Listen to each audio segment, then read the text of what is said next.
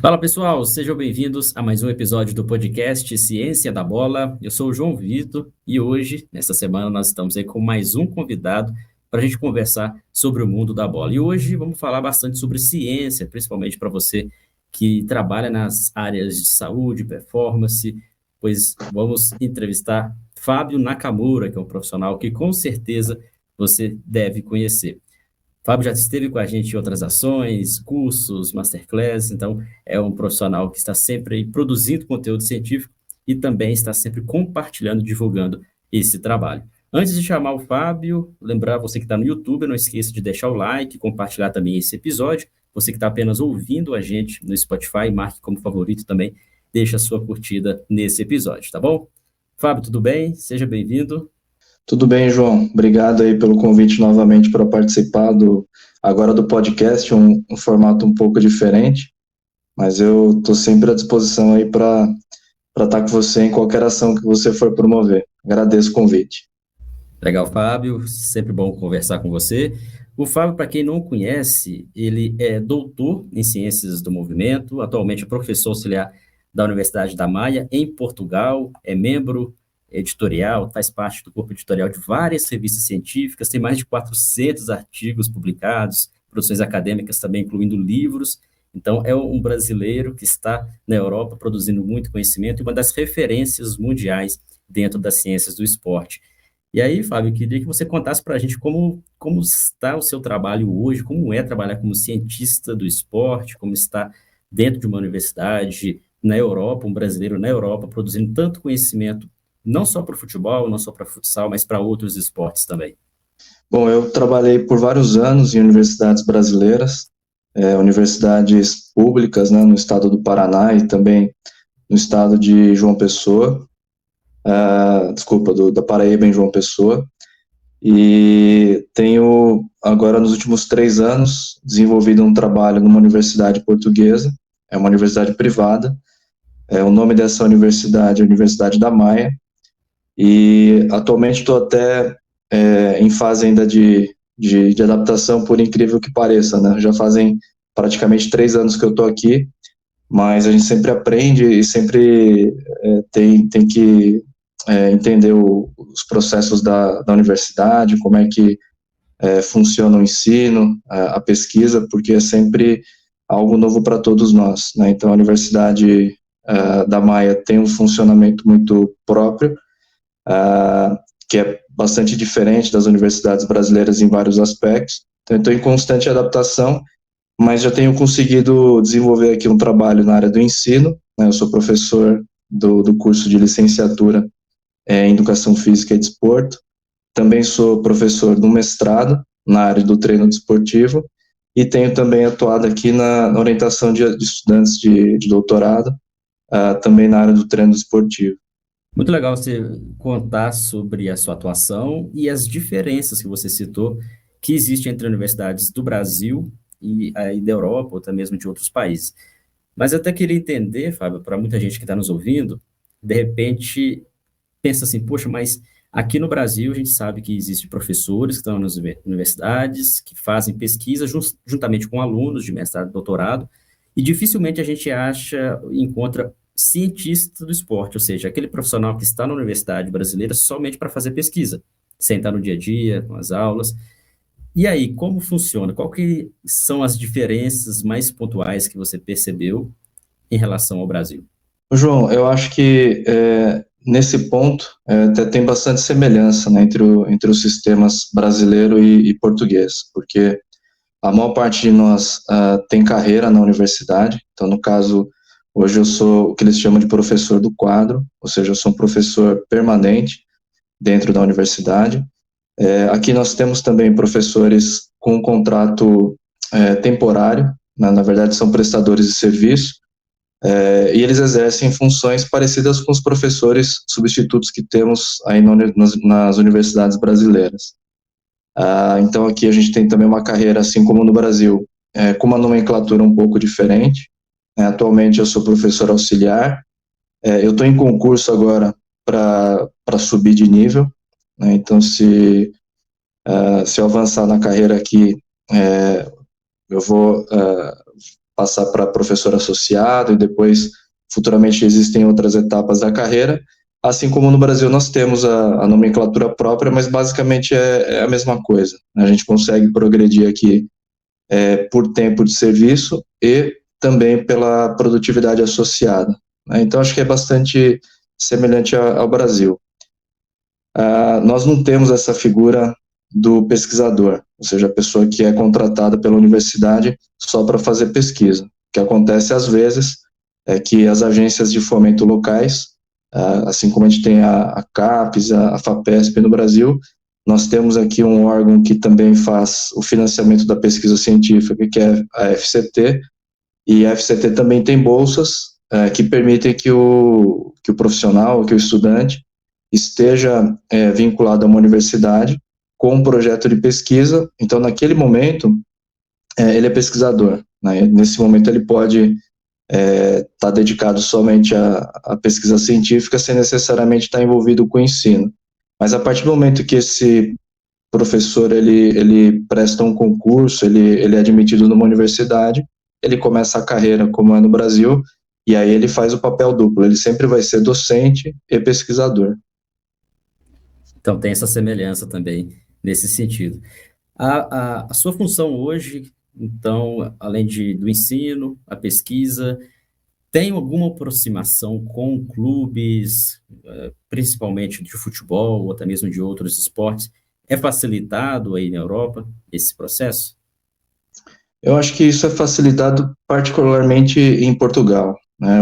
Portugal é um país com dimensões muito menores que o Brasil, e nesse sentido a gente tem alguma facilidade para se aproximar do clube, até por uma proximidade geográfica, né? Eu atualmente moro no norte do país, eu estou num distrito, né? Eu resido atualmente no distrito de Braga, eu não estou no Porto, eu trabalho no Porto, mas eu resido em Braga, e para você ter ideia, em Braga a gente tem vários clubes na Primeira Liga, até em cidades muito pequenas, mais próximas aqui de Braga.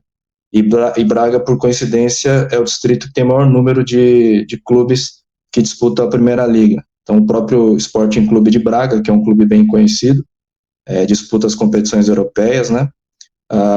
O Vitória Guimarães, então Guimarães é uma cidade muito próxima aqui de nós, está no mesmo distrito, está mais ou menos a 25 minutos de carro, também tem uma equipe que disputa a Primeira Liga, e aqui na região tem outras cidades ainda que tem os clubes como Gil Vicente, Moreirense, que tem grande tradição e que disputam todo ano ou a Primeira ou a Segunda Liga em Portugal. E como a proximidade geográfica é grande, e nós temos vários dos nossos egressos que trabalham também nesses clubes, a gente acaba tendo uma facilidade, né, para aproximar, para estabelecer colaboração científica. E aí, nesse sentido, tem vários professores da minha universidade que trabalham diretamente com esses clubes e têm conseguido desenvolver pesquisa, não só com os atletas das equipes principais, mas também da base, né, ou da academia dos clubes.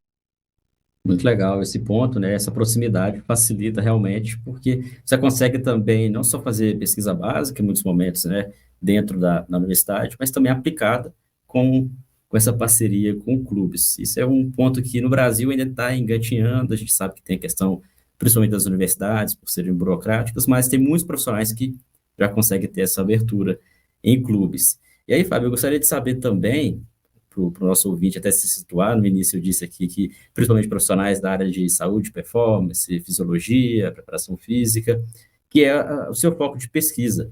Atualmente, a sua linha de pesquisa vai nesse sentido? Conta para a gente um pouco. Eu tenho várias linhas de pesquisa, João, porque eu me considero uma pessoa que não tem muito um foco definido assim dentro da pesquisa, até porque eu acho que quando a gente interage com os profissionais do clube, os temas e os problemas que surgem no dia a dia dos clubes, eles não estão limitados a um tema. Então é muito difícil quando você tem um tema muito restrito de você conseguir interagir com os profissionais que estão no clube, porque muitas vezes, quando você vai conversar com esses profissionais, eles estão interessados, por exemplo, em aspectos relacionados aí a monitoramento de cargas, outros podem estar mais interessados nos efeitos do treinamento, outros podem estar interessados em prevenir lesões ou até determinar formas objetivas de fazer registro dessas lesões desportivas, né? Então, eu tento não fechar muito em um tema, eu tento fazer o caminho um pouco inverso, né? Eu tenho, como eu falei anteriormente, conversado com profissionais que estão em diferentes clubes, conversado com estudantes nossos que estão nesses clubes fazendo estágio, que esse é outro aspecto que depois eu posso detalhar um pouco, né? Os nossos estudantes de mestrado, eles fazem os estágios profissionais nos clubes, então eles estão sempre trazendo informação, trazendo questões para nós, e a gente acaba desenvolvendo projetos de pesquisa e temáticas de pesquisa, justamente para tentar endereçar as questões que surgem da prática. Então, acho que isso é uma vantagem, né, e é um valor que nós temos na universidade, porque talvez diferentemente do Brasil, onde as dimensões são grandes, algumas universidades estão muito distantes geograficamente dos clubes, né, aqui a gente está realmente muito próximo, não só geograficamente, mas também no aspecto acadêmico, no aspecto profissional e até pessoal, né, a gente mantém relação muito boa com os profissionais que estão aí nos clubes. Então, nesse sentido, a gente tem feito pesquisa em diversas áreas.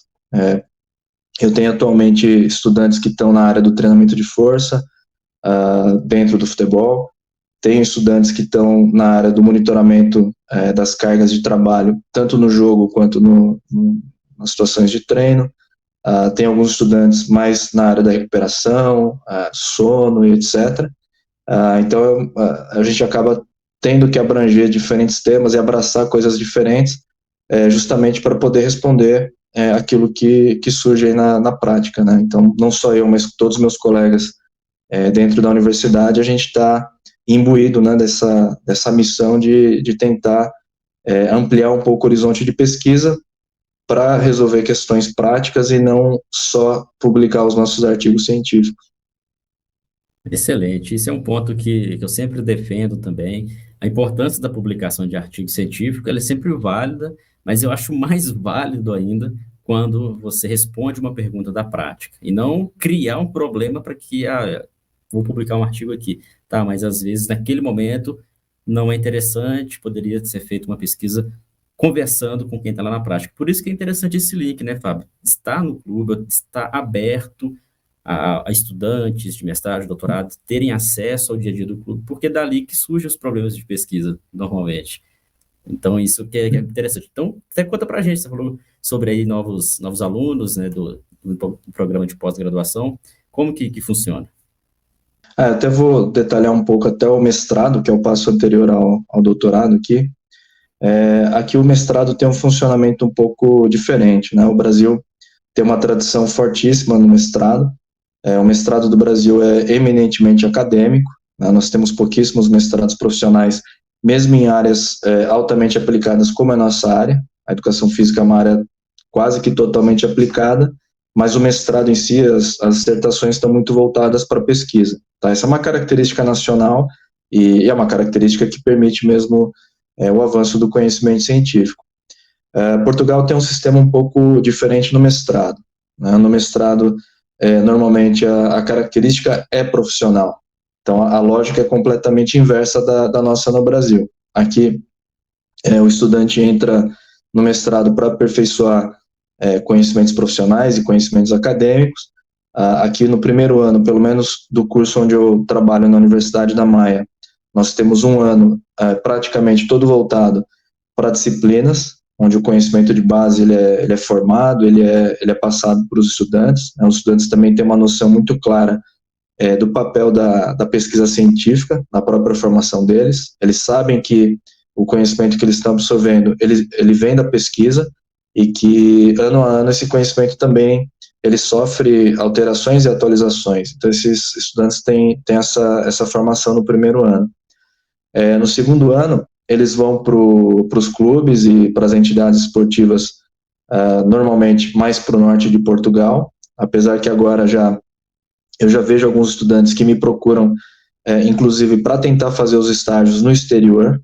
Então, países como Espanha, Itália, que não estão tão distantes de nós, e que tem também uma tradição forte no futebol, eles acabam atraindo muitos dos nossos estudantes agora, ou pelo menos começam a atrair alguns estudantes da nossa universidade, para que eles possam fazer um estágio profissional. Então, a conclusão do mestrado aqui, normalmente, é feito mediante a realização desse estágio e a apresentação de um relatório de estágio. Inclusive, ontem, eu participei de duas bancas, né, ou dois júris de avaliação. Um foi um estudante que eu orientei, e esse estudante trabalhou durante esse ano no Famalicão, que é um clube também muito próximo de nós aqui. É um clube profissional, um clube de Primeira Liga, e ele trabalhou no Sub-19, que foi campeão nacional. Então, foi um estudante que, do ponto de vista de resultado, ele foi muito bem sucedido. Não é assim que a gente mede o desempenho dos estudantes, mas ele foi muito bem sucedido.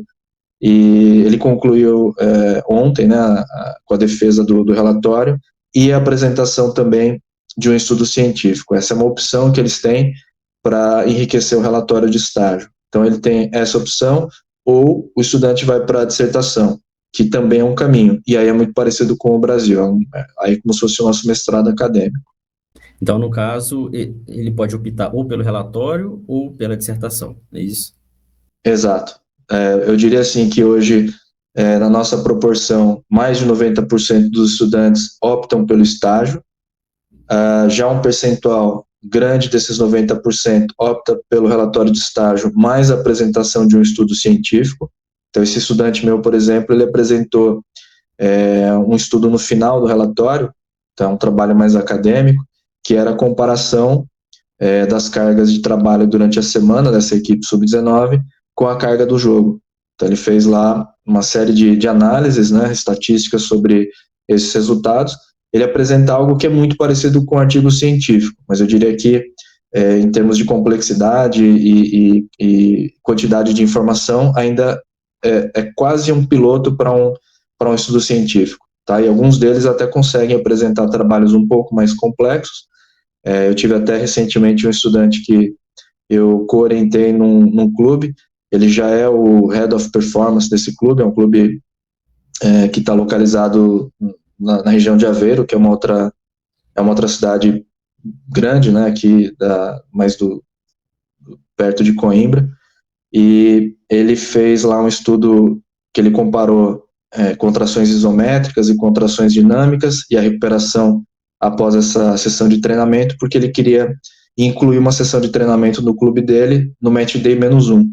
E aí a dúvida dele era se fazia isso de forma isométrica ou dinâmica. Então ele fez um estudo bem interessante que veio da prática, que era comparar a cinética da recuperação desses jogadores em 24 horas, porque o que interessava era chegar bem no jogo. Eles não poderiam estar com sinais de fadiga e dano muscular. Então eles fizeram esse estudo muito interessante no clube. Isso virou também uma parte do relatório dele, não é uma dissertação, é uma parte do relatório final, que é um estudo científico. Então, como eu te falei, é interessante o modelo porque eles acabam tendo a oportunidade de fazer o estágio, desenvolver algum conhecimento científico, mas não é algo que está desligado, né, da prática profissional deles. Está totalmente ligado e responde questões que eles querem. Então, eu considero que é um processo bem sucedido, assim, porque eles saem com mais respostas do que eles entram quando começam o mestrado. E eles mesmos acabam respondendo parte das perguntas que eles têm. Muito legal saber disso. Fiquei também, espero que quem está planejando fazer uma pós-graduação, ingressar no mestrado aqui no Brasil, nunca talvez tenha ouvido falar sobre essa possibilidade, né? De repente aí em Portugal, de ingressar nesse meio. Realmente, eu por exemplo, sou oriundo de um programa de mestrado aqui do Brasil, no qual vários programas têm muita qualidade, muito conhecimento, produção acadêmica, mas a gente sente que, como você disse, né, está muito dentro ainda das universidades e, às vezes, depois, com o diploma de mestrado, muitos profissionais só conseguem entrar no mercado de trabalho em faculdades, nem universidades ainda conseguem aqui no Brasil, porque ainda necessita de ter o doutorado. Então, muitos clubes talvez não contratam profissionais do meio acadêmico justamente porque fica 2, 3 anos ali um pouco afastado dos clubes, do dia a dia. Então, esse formato também é muito interessante porque você permite com que o profissional fique ali e contribui para o clube, né? Leva o problema para a universidade para resolver e devolver para o clube. Olha, estamos com a solução aqui. E depois também o profissional pode optar em continuar no doutorado, continuar no meio acadêmico, né? Imagino que aí sim o foco é a pesquisa, ou ele pode ir para o mercado de trabalho, como você disse, profissionais que ficam nos clubes, já em cargos, continuam trabalhando. Basicamente, essas duas opções, né? Ou ele vai para o clube, ou ele depois segue no doutorado. E aí o doutorado, como que é o formato? É parecido com o Brasil também, bem focado na pesquisa? No caso, eu vou falar um pouco mais sobre o doutorado da nossa universidade, né? Eu conheço menos o formato das outras universidades que existem aqui, tem grandes universidades, você mesmo tem passagem por universidades em Portugal. Na nossa universidade, o doutorado é uma continuidade lógica, né, e seria o próximo passo daqueles que finalizam o mestrado, mas normalmente são aqueles que fizeram a dissertação. Mas isso é bem interessante, João, porque isso não é obrigatório. Ou seja, para o doutorado, a gente pode receber alguém que nem fez mestrado. Nós temos já casos aqui de candidatos já para a próxima seleção que nós vamos ter. Eu sei porque essas pessoas entraram em contato comigo, são estrangeiros, inclusive, são sul-americanos, não são brasileiros, mas eu já tive contato de pessoas que estão em países da América do Sul.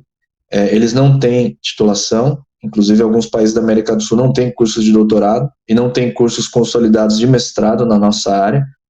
Então, para eles fica praticamente impossível o acesso se o mestrado for um pré-requisito. Então, aqui o mestrado não é um pré-requisito para o doutorado, só que é claro que numa avaliação qualitativa e até quantitativa do próprio currículo do candidato, sai na frente quem tem um mestrado, e é bastante justo que isso aconteça, né? E dentro do público que fez mestrado, aquele que fez a dissertação e conseguiu publicar o resultado da dissertação numa revista internacional, numa revista de bom impacto científico, também tem vantagem sobre aquele que fez o mestrado numa pegada mais profissional.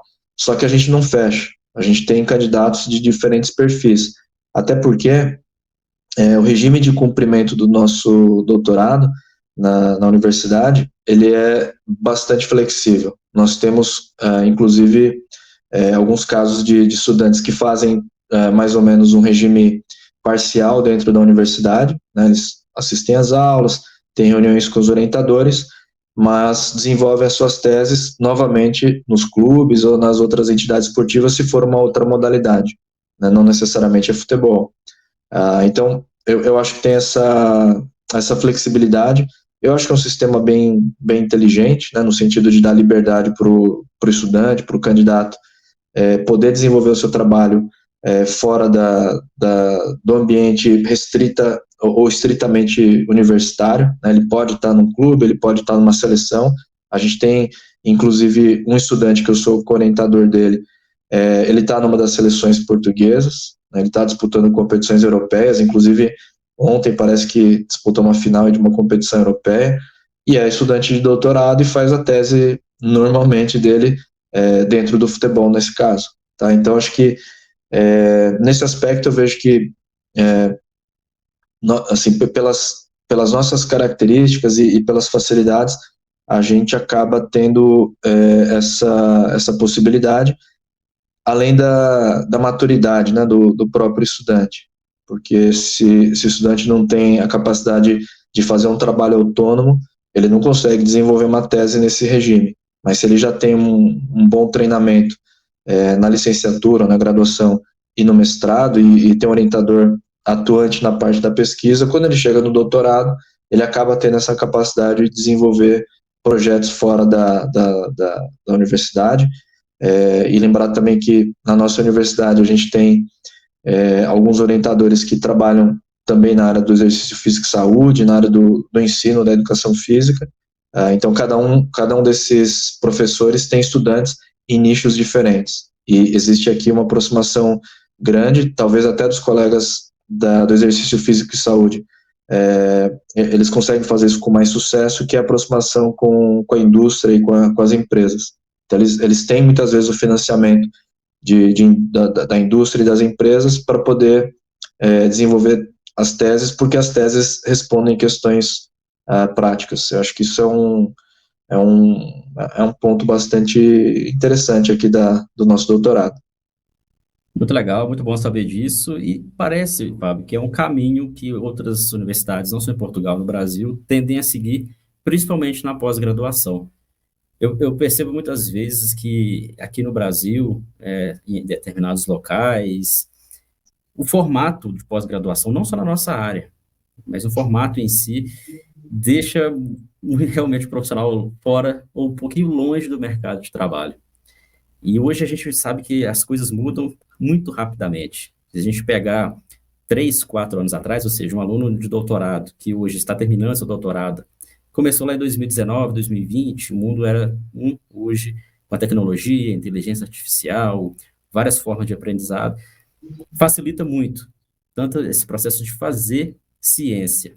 Hoje, a tecnologia auxilia, a tecnologia que é um fruto da própria ciência, auxilia com que a gente melhore e aprimore cada vez mais a ciência. Então, fazer um tipo de pós-graduação nesse formato, que você esteja no mercado de trabalho, que você esteja livre para poder se encontrar também dentro do meio, se encontrar dentro do que você pretende, fazer parcerias com clubes, com empresas, inovar, talvez seja esse um dos caminhos que façam que também ciência de qualidade seja produzida.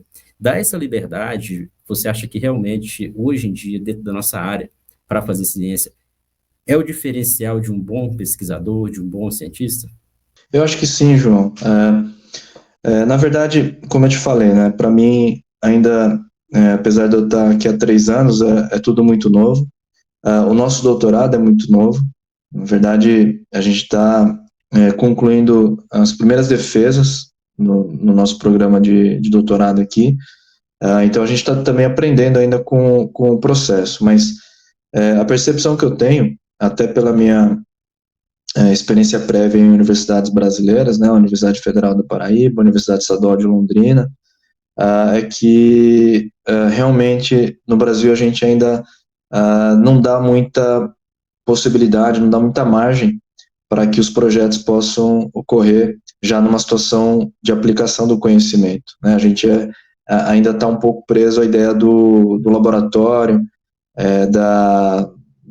do trabalho feito dentro das salas de aula e utilizando os equipamentos só dentro da universidade. E eu acho que, se a gente parar para pensar, né, hoje um clube de futebol profissional, ele tem até mais recursos do que as próprias universidades. Estou pensando assim, em equipamento, em situação real, constituída, ou seja, tem atletas treinando lá, você não precisa trazer atleta para a universidade, você só vai para o clube, leva equipamentos da universidade. Então a gente tem, por exemplo, trabalhado com plataformas de força móveis, com GPS, coisas que você consegue levar para o clube. Muitas vezes o clube também tem o equipamento, você nem precisa levar, você só leva a tua expertise e leva o teu problema de pesquisa. Então, eu acho que tem um ponto aí que a gente está se aprimorando agora, que é justamente esse diálogo com os clubes, o levantamento das questões científicas e a utilização dos nossos próprios estudantes de mestrado para responder as questões juntamente com os estudantes de doutorado e começar a publicar coisas que estão mais conectadas com a prática. Eu, assim, vejo algumas nuances nos artigos científicos quando eu comparo os artigos científicos do Brasil e de Portugal, tá? E não é uma questão de qualidade. O Brasil tem feito excelentes produções, Portugal também faz excelentes produções, assim como outros países, né? Mas eu tenho um colega, por exemplo, talvez você conheça o nome, é o Diogo Coutinho. Ele é doutor, formado na UTAD, né, numa universidade também que fica próximo daqui. Ele é formado pelo Jaime Sampaio, que é um excelente pesquisador, e eles têm essa tradição de conectar muito com a prática. Então, o Diogo é treinador de futebol, ele trabalha, né, já trabalhou em clubes de futebol, é docente, é pesquisador, Então, na cabeça de um professor como esse, é tudo ao mesmo tempo, né? Você não consegue dizer agora eu sou treinador, agora eu sou pesquisador, agora eu sou professor. Ele faz isso muito bem o tempo inteiro e eu tenho aprendido muito bem, assim, aprendido muito, né, com esses colegas, e eu acho que a forma de produzir torna o artigo um pouco diferente, tá? Eu acho que as questões que são colocadas no artigo muitas vezes conectam um pouco mais facilmente com situações práticas, justamente por ser um treinador, um preparador físico, um fisiologista que trabalha no clube, eu já trabalhei em clube, já trabalhei em seleções, que está escrevendo o trabalho. Excelente, excelente. Muito bom entender todo esse universo. Então, você que está na pós-graduação, está ouvindo aqui esse episódio aí, ouça novamente como funciona e também até ideias para você aprimorar. Não importa o programa que você estiver, se é no Brasil, se é em Portugal, em outro local. O mais importante, no final das contas, né, Fábio, é que o pesquisador se dedique, cumpra todos os protocolos do programa e também tenha o seu diferencial. Faça seus contatos, esteja aberto também a possibilidades para o mercado de trabalho. O pessoal também está ansioso em entender o que está sendo feito de mais recente na área acadêmica aí, né, com você, mas antes disso eu quero entender, Fábio, como que é a vida de um cientista. Eu falei no começo aqui que são mais de 400 artigos publicados durante a carreira que você tem. Como é fazer tanta pesquisa, como que é o seu dia a dia, como que você consegue ainda trabalhar como um professor, porque não, eu já fiz artigo científico, acredito que muitas pessoas que estão nos ouvindo também, e não é tão fácil assim. Qual que é o segredo, Fábio? Como que é o seu dia a dia? Conta um pouco aí pra gente. Uhum. Ah, cara, eu acho que eu sou, nesse aspecto, sou um felizardo, né? Eu tô agora numa universidade onde eu tô totalmente à vontade. Eu tenho colegas com quem eu tenho discussões acadêmicas no nível muito alto e eu consigo manter a relação pessoal com eles, a relação de trabalho. São pessoas que eu respeito bastante, são altamente competentes naquilo que eles fazem. Tem alguns professores que fazem também funções mais administrativas, não é o meu caso atualmente, mas que também pesquisam. Tem outros que, como eu falei, têm uma ligação mais forte com o mercado, com a indústria e também fazem pesquisa.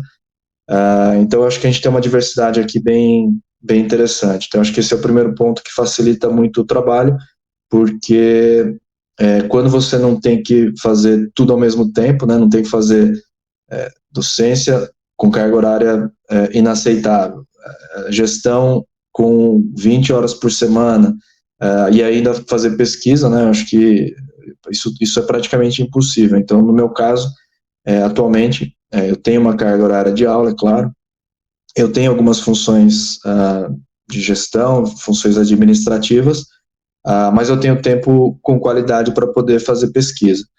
Além disso, acho que a qualidade dos estudantes que eu tenho atualmente eu considero muito alta. São pessoas que vêm já de uma formação muito sólida e é mais fácil, né, de fazer a gestão. Eu tenho tentado organizar o meu grupo de pesquisa num formato que é um pouco parecido com o formato do Brasil e é um pouco diferente da forma como fazem em Portugal. Aqui talvez não haja a tradição, como a gente tem no Brasil, de formar grandes grupos de pesquisa, né? Normalmente é uma relação muito um a um, né, do orientador com o seu orientado, assim como em outros países, na Inglaterra, País de Gales, que eu fiz pós-doutorado, também é assim. Eu acho que no Brasil a gente tem uma estratégia boa, interessante, que quando funciona muito bem, que é ter grupos um pouco maiores, são grupos que envolvem estudantes da graduação, do mestrado e do doutorado, e eu tenho feito isso aqui. E os próprios estudantes conseguem também fazer uma organização interna, né? Ou seja, eles têm os estudantes que têm um conhecimento um pouco mais avançado, no caso, alguns estudantes de doutorado, eles passam informações e conhecimentos para estudantes do mestrado, que também ajudam um pouco na licenciatura. Então, eu tenho usado essa lógica, e aí eu acho que isso torna o trabalho mais producente, até mais prazeroso, né? Não só para mim, mas para eles também. Então, eu não me mato assim de tentar escrever, tentar publicar. para falar a verdade, assim, João, eu já estou talvez numa fase mais avançada mesmo da carreira. Eu nem sei se eu vou concluir a carreira como professor universitário, talvez no futuro pense em outra coisa, mas o fato é que eu já não estou nessa fase de alta competição, de tentar, como eu estava no Brasil, né, muitas vezes tentando recursos financeiros, e aí você compete muito, né, para conseguir dinheiro para o teu programa, para o teu laboratório, etc. Aqui, eu acho que a lógica para mim hoje é um pouco diferente, e eu acho que eu consegui encontrar uma situação que é producente, sem eu ter que trabalhar excessivamente. Então, eu tenho um estilo de vida completamente normal. Não vivo mais do que 8 horas por dia para o trabalho.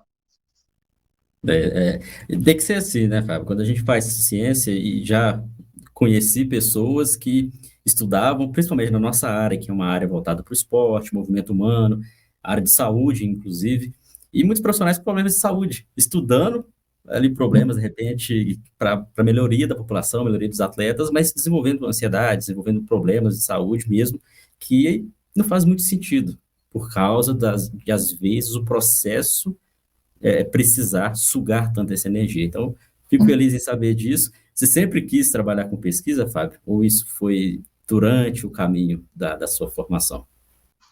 Não, quando eu entrei na graduação, eu queria ser treinador de atletismo. Não tinha nada a ver com pesquisa. Eu nem sabia, na época, né, que existia pesquisa na área da educação física e de esporte.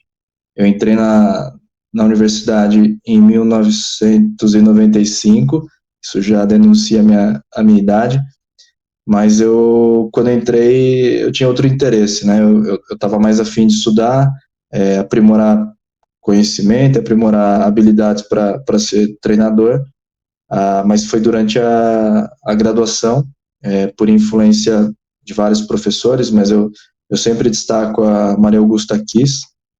Quem ouve falar da Maria Augusta Kiss, talvez sempre associe a ela algum ex-estudante, que hoje é professor ou é pesquisador. Tem muitos estudantes da Maria Augusta que está aí em universidade no Brasil, está em universidade fora do Brasil. Então, eu acho que ela é boa assim, em descobrir pessoas que têm alguma vocação para pesquisa. Então, eu mudei de ideia durante a graduação, né? Aí, mais para o terceiro, quarto ano da faculdade, eu decidi pela pesquisa e depois fui para fazer mestrado e doutorado. Legal, muito bom saber também um pouco aí da origem, da sua escolha dentro da carreira. E aí, Fábio, chegou um momento legal que o pessoal está ansioso para saber, são as evidências mais recentes, de repente alguns estudos que estão para sair ou já saíram, que impacta para você, né, que é impactante e merece atenção e destaque, principalmente dentro do futebol ou do futsal também. Boa. Eu até, nesse fim de semana agora, vou dar um curso na Federação Portuguesa de Futebol. Foi um tema que eles sugeriram, não foi um tema que eu propus, na área da estratégias de recuperação, fadiga e lesões. E eu achei o tema muito feliz, porque eu acho que a maior parte dos profissionais que estão no clube, eles acabam fazendo indagações, né, sobre essas relações, porque o jogador termina a partida, tá, o que ele tem que fazer? Ele tem que ficar totalmente parado, numa recuperação totalmente passiva, ele tem que submeter a recuperações ativas, ele utiliza bota de compressão, calça de compressão, resfriamento, sauna. Então, hoje, como existe uma infinidade de métodos de recuperação, eu acho que os profissionais acabam até ficando um pouco perdidos, né, naquilo que tem que ser utilizado, qual é a tecnologia mais eficaz, mais efetiva, e eu vou, nesse curso, falar sobre isso, mas isso também tem sido um dos temas das minhas pesquisas, né. Eu tenho 2 estudantes agora que eu co-oriento, né, um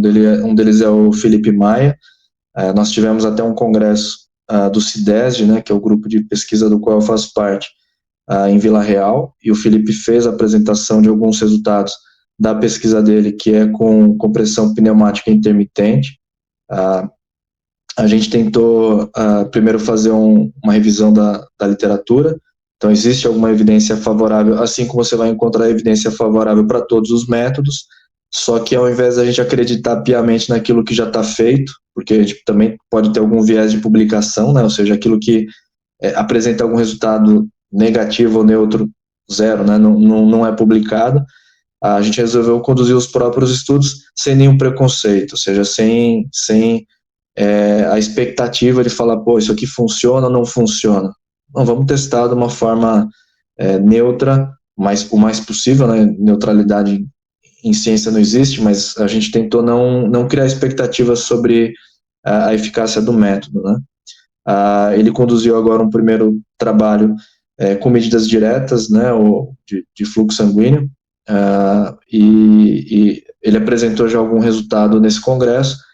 Então, algum efeito fisiológico existe. A nossa pergunta é, esse efeito fisiológico do aumento do fluxo sanguíneo durante a realização da recuperação, nesse caso com a compressão pneumática intermitente, ele se traduz num benefício funcional, redução de dano, diminuição de dor, etc, etc. É isso que a gente quer tentar atacar.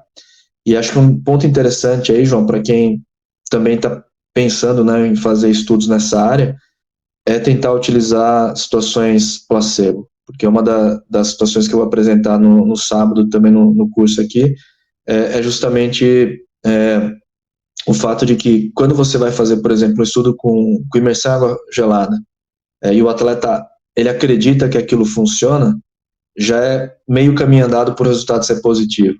Tá? E é difícil você encontrar um atleta que não conhece efeitos ou que não tem expectativas sobre efeitos. Então, muitas vezes, você tem que usar um método placebo, né? Você tem que criar uma situação que o atleta acredita naquele momento que ele está sendo submetido a um tipo de protocolo na verdade, aquilo não tem um efeito conhecido, né? Não tem um efeito ergogênico, não tem um efeito de recuperação, não tem nenhum efeito teórico. Então, eu acho que essa situação tem que ser sempre contemplada nos estudos. Mas eu acho essa uma das linhas, né? A gente pode comentar depois sobre outras, mas a recuperação para mim hoje é um tema quente, é um tema crítico. Se a gente pensar em estatística, a maior parte dos métodos de recuperação tem efeito trivial ou pequeno, e a gente gasta muita energia e gasta muito recurso financeiro com o método de recuperação. Então, uma questão que eu vou levantar também nesse curso é se a gente deve se preocupar tanto assim, quanto a gente está se preocupando em aplicar os métodos de recuperação, se a gente também não está tornando os atletas dependentes dos métodos de recuperação, por causa do tal efeito placebo, e se futuramente, né, se a gente combinar métodos que às vezes um tem um efeito pequeno, mas é significante, o outro também tem um efeito pequeno, fisiológico complementar significante, se a gente começar a utilizar métodos combinados, a gente não consegue obter resultados mais significativos. Então, eu estou hoje, pelo menos na linha de pesquisa de recovery, né, eu tô sobre essas questões de pesquisa aí, mais relacionadas ao efeito real e não placebo, e a entender um pouco melhor o efeito fisiológico, e não só o bem-estar, redução da dor, porque é tudo muito subjetivo. Esse é um dos grandes desafios da ciência do esporte, né, Fábio? Porque ela flerta muito com as ciências biológicas e ciências humanas. Como você disse, o efeito placebo, em muitos momentos, ele tem que ser levado em consideração nas pesquisas, porque, e principalmente no meio do esporte. Uma vez eu conversei aqui no podcast com um fisioterapeuta, no qual ele trabalha diretamente com atletas, e muitos deles utilizando de abordagens, a gente nem talvez possa falar que é pseudocientíficas, mas acredito que são mais superstição que traz um benefício. Algumas pessoas colocando esparadrapo no umbigo, por exemplo, utilizando de estratégias que para ele se sente bem, mas que a ciência mostra que não faz sentido algum. Então, será se em muitos momentos esse é o grande desafio de fazer ciência dentro do esporte, flertar muito com, não só com as ciências humanas e biológicas, mas também com essa superstição, esse efeito placebo? É um desafio? Não, sem dúvida, porque o esporte em si é cheio de superstição, né? Para quem convive de perto principalmente com os atletas, né? O ritual pré-jogo é algo que, é claro, a ciência não suporta, mas a ciência também não se mete em crenças, não é nem esse o ponto, né? Mas a gente sabe que, particularmente aí para método de recuperação, até método ergogênico, para melhorar a performance durante o jogo, a crença no método interfere muito no resultado. Então a gente tem que, como pesquisadores, né, como cientistas, a gente tem que criar nos nossos métodos uma forma de distinguir aquilo que é um efeito real daquilo que é um efeito placebo, psicológico, que também alguns consideram importante, mas eu particularmente não acho, né, ao contrário talvez de outras pessoas que pensam diferente, eu não acho que investir em placebo seja uma boa alternativa, porque algumas pessoas dizem que, olha, se o atleta se sente bem e tem uma performance melhor porque ele se sente bem e acredita naquilo, a gente não deve tirar. Eu concordo muito parcialmente com isso, eu quase discordo, na verdade, dessa opinião, porque eu acho que é melhor a gente investir em pesquisa e em tecnologias que realmente produzam algum efeito real, né, e não apostar tanto naquilo que é a crença que os atletas têm nos benefícios. Então, acho que em pesquisa a gente tem que ter um raciocínio um pouco diferente daquilo que é aquilo que o jogador faz antes do jogo e após o jogo, né? A gente tem que ser mais crítico e tem que ser bastante incisivo quando algo não tem efeito. E aí, se ele se sente bem nos momentos, se não faz nenhum mal, até dá para relevar, né? A gente tenta explicar, trazer importância. O pior é quando faz mal. Às vezes uma coisa que ele eu acho que faz bem para mim, mas quando você for avaliar, de repente, alguma coisa ali tá prejudicando a própria saúde, que pode atrapalhar a carreira do atleta. É um desafio dentro da ciência do esporte, creio. Eu estou apenas na divulgação, trazendo vocês que são especialistas. Eu já sinto em muitos momentos alguns desafios, principalmente do público que está jogando, são atletas, e claro, eles não têm que saber de ciência, eles têm que ter o benefício da ciência, assim como a população em geral, mas é importante entendermos como funciona para até que futuros profissionais que queiram fazer pesquisa saibam os desafios que também vão ser encontrados ali no dia a dia. E uma coisa muito importante também, Fábio, que você trabalha produzindo conteúdos fora do meio acadêmico. Livros, você sempre participa de cursos, você mesmo citou aí que vai participar de um congresso. Quanto que isso é importante para a ciência e para os profissionais que vão receber esse conhecimento? Porque, às vezes, muita gente publica o artigo e o artigo não tem tanta leitura, muitas pessoas não leem, mas se você leva esse conhecimento de uma outra forma, em outro local, aí sim, esse conhecimento chega até a outra ponta. Essa é a ideia que você tem, por isso que você produz conteúdos também fora do meio acadêmico? Sim, eu estou totalmente de acordo com você, João. Eu acho que quando a gente escreve um artigo científico, a nossa expectativa é alcançar o pesquisador. Primariamente, alcançar o pesquisador, né? A nossa intenção, claro, é sempre fazer com que profissionais leiam, com que pessoas até fora das ciências do esporte, pelo menos tenham acesso àquele conhecimento científico, mas seria ingenuidade a gente acreditar que quando a gente escreve um artigo que está em inglês, que está numa linguagem um pouco mais fechada, um pouco mais hermética, que tem uma análise estatística, tal, que isso vai alcançar a maior parte das pessoas. Isso é uma ilusão, isso não vai alcançar a maior parte das pessoas, isso alcança a nossa pequena comunidade de colegas que pesquisam o mesmo tema.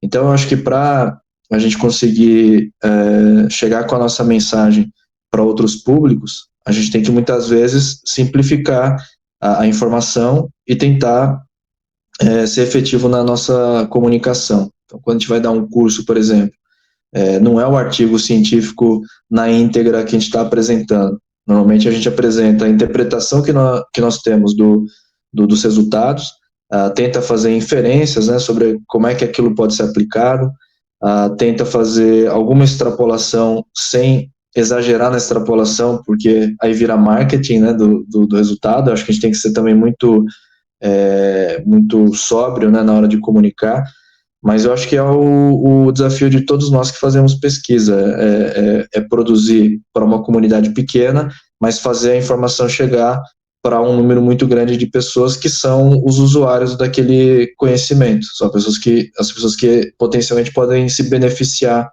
daquele conhecimento.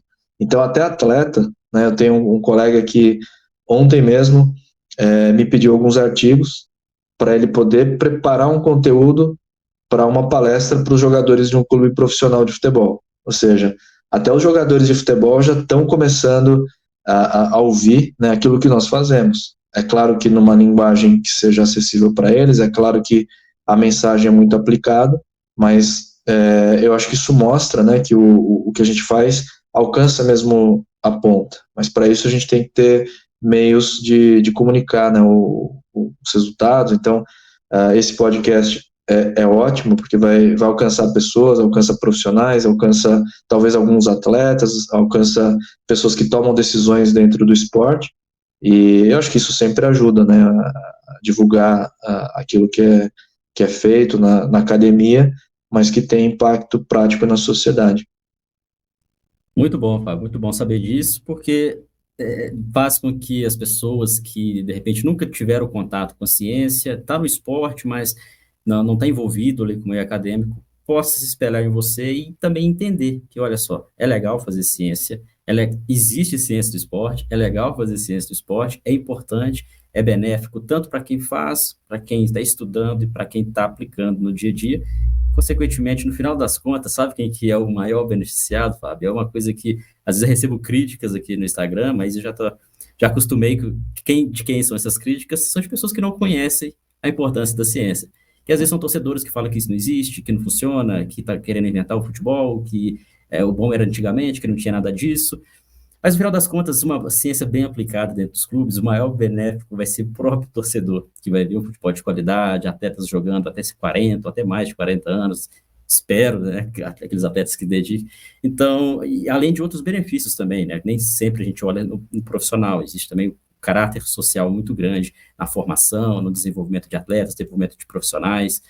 Então, esse é um dos nossos objetivos, por isso que você sempre está conosco aqui, Fábio, porque estamos alinhados aí ao propósito de promover esse conhecimento dentro do esporte. Para fechar, está em razão do nosso tempo, papo muito agradável, mas não vai faltar oportunidades para a gente conversar de novo. Uma pergunta que eu sempre faço ao final, e essa pergunta é um pouco mais pessoal e até filosófica, Fábio.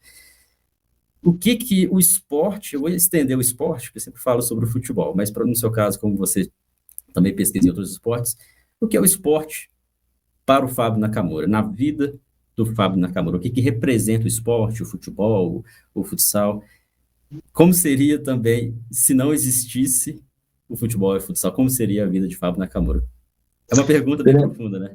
Seria muito pior, João, com certeza, porque eu acho que todos nós que temos algum envolvimento com o esporte, olha, eu nunca fui jogador de futebol, eu pratiquei modalidades individuais, mas por ser alguém que está na universidade e eu estou com grupos de pesquisa, como a gente comentou, como eu tenho muitos estudantes que têm um interesse no futebol, eu tenho a obrigação, né, de ter algum conhecimento sobre a modalidade, tentar entender quais são as necessidades.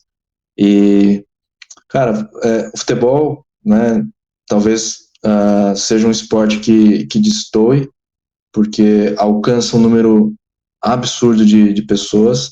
É claro que tem muita gente que é fã de rugby, muita gente que é fã de natação, de atletismo, e eu acho que isso é muito bom, né? Essa diversidade de interesse em modalidades diferentes é muito boa, porque são manifestações culturais, né? O esporte, no fim, é uma manifestação da nossa própria cultura, e, para mim, como pesquisador, é um objeto, não no mau sentido, num excelente sentido, é um objeto de interesse e de pesquisa e de preocupação.